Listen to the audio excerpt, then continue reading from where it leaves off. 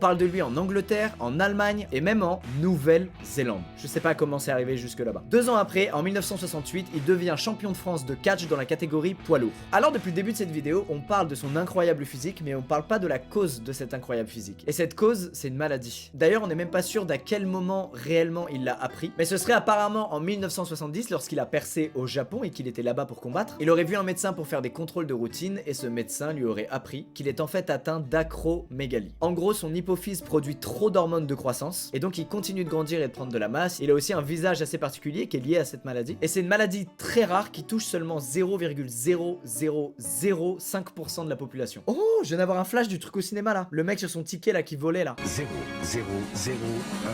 J'ai jamais compris à quoi il servait le numéro de téléphone. Est-ce qu'on avait des places gratuites? Je ne pense pas.